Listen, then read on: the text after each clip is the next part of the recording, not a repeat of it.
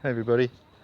So a bit of news from today is that Australia's captain, Pat Cummins, has commented, breaking his silence, as they've said, about the dismissal of Justin Langer, who was the coach, of course. And what he said is essentially is that they didn't want to get rid of Justin Langer because he was a bad coach or because they didn't like him, but just so much as they wanted to get rid of him because while he was good for the team at the time, they wanted to move in a different direction. So I'm now giving my reaction to that reaction, to that reaction, to that reaction. Problem is, I know what's going on. I don't need these lies on top of lies on top of lies on top of lies. They're all politically motivated, trying to save people's egos. I know what's going on. I know Pat Cummins felt the need to lie because Justin Langer lied, because the board lied, and everybody else is lying. I just wish they'd tell the truth. And look, we have people out there saying, oh, Justin Langer was this wonderful coach, Australia's #1 test team in the world, and we won the 2020 World Cup. Let's be real here, okay? First thing, be real. Australia are not the #1 best team in the world, okay? We might be ranked #1, but that ranking is inflated because we've only played at home recently. And you do better at home, you know? And yeah, we beat England. Wow, they were terrible. You know, we beat them 4-0. If we'd beaten them 1-0 or 3-2 or 2-1 or whatever, it wouldn't have been such a big elevation. It's because we played 5 tests and we won 4 of them. We got pushed up ahead of everybody else. That's why we're ranked #1. It's not because we've been winning the hard matches. We haven't. We frigging lost twice to India at home in Australia, which we have never done in our 75 years of playing against India. We never did it before. Now, okay, the first one of them we're missing Smith and Warner. We can explain that. We can understand that. Second one, we had a full strength team. There was no excuse for it. So we're definitely not the #1 test team. And I mean, the World Test Championship was last year, was played between New Zealand and India. They were the #1 and 2 teams. We haven't suddenly leapfrogged them. We can't beat India right now. We can't beat them home or away. So how the hell are we ahead of India? Can't beat New Zealand either. New Zealand beat India. New Zealand's the #1 team. India's #2. Now where do we fit? Maybe we're #3. I think that's unlikely. I think we'll see when we go over to Pakistan that they're going to flog us. If we beat them, fair enough, we're #3. If we don't, I dare say we're probably #4 at most. And so we're not #1. So this is a statistical anomaly. We're not #1.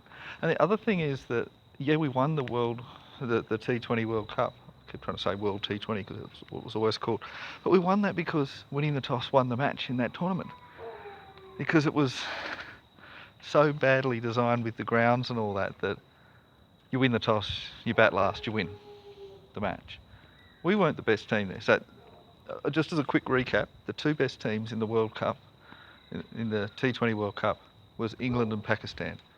They both lost in the semi-finals. They were so easily the #1 and #2. Now, which one was #1? I thought England were just ever so slightly ahead of Pakistan, but you could have had an argument for the other way around. #3 best team was probably India. Not us. We weren't #3. No. Don't be silly. We weren't #4 either. I mean, New Zealand were miles ahead of us. We beat them because we won the toss. I'd say probably, maybe New Zealand was #4. Australia was probably about on par with South Africa.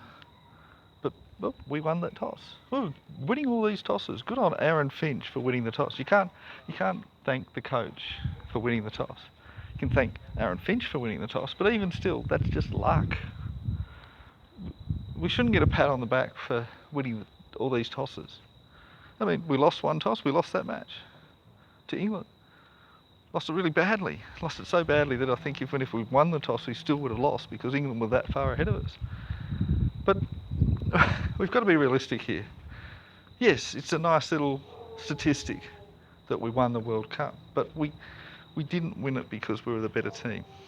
We won it because we won the toss, and that's one thing we've got to say. Yeah, look, we were better than England in the Ashes at home in Australia. We also beat them in England. So we've won home and away, we're a better team than England. Good. But England are not the number one team. So us being better home and away against England does not make us the better team. And granted, look, winning in England was a fantastic achievement back in 2019. Unfortunately, since then, we lost to India in Australia. And it sort of undid some of that.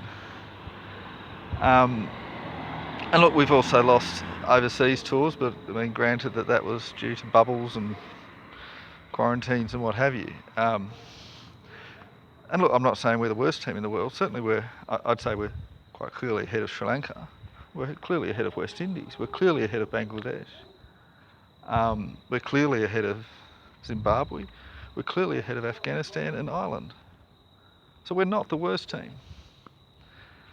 And I think, look, we're doing much better than we were during those bans for the ball tampering, but we're not the best team. And the other thing is, and people have to realise, since August 2021, Justin Langer has not been coaching the Australian team.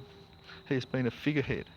The coaches have been the assistants, who was Andrew McDonald and Michael DiVenuto, mostly Andrew McDonald. So if you're going to praise them, praise the people who are actually running the team. It wasn't Justin Langer.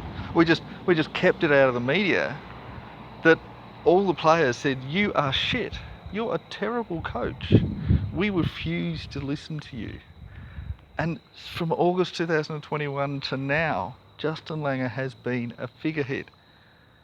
And his main thing that he did in the Ashes as a figurehead was to push for Marcus Harris. He was terrible.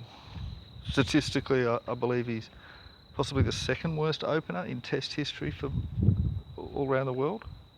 And he's definitely the worst ever in Australian history in terms of statistics. And it's arguably easier to bat than it used to be. So, he's still behind all these ones that were playing on uncovered pitches. And, he's been given way more chances than most people would have. So, that's what he's been contributing. So look, I look at Pat Cummins' claim there. He's lying. Look at what Justin Langer said. He's lying.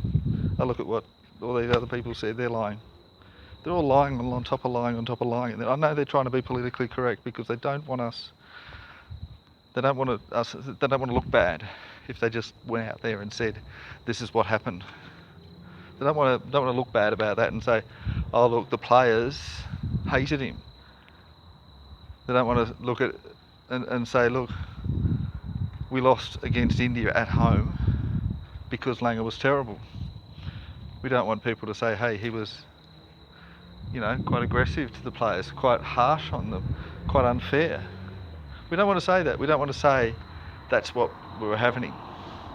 We don't want to say, "Oh, Andrew McDonald's been running the team effectively and we've been keeping it from you." So as I was saying, it was just lies on top of lies, and I don't think it really helps. I think Cummins, if he was going to say something, should have said the truth. And he clearly didn't say the truth. So, yeah, I think that was an opportunity wasted. And I think if he was going to just lie, he should have just kept silent about it. Didn't help at all. And I think there's still going to be people that think stupid things. They think Justin Langer was a great coach. He wasn't. I mean, it was what people wanted to start with. It was what we needed, but I don't think he was great in the end. I think there's people that think, "Oh, well, he led us to number one," and all this nonsense. It's not true. Yeah. So, yeah, I'm not happy with what Cummins said. Anyway, that's it from me. Bye-bye.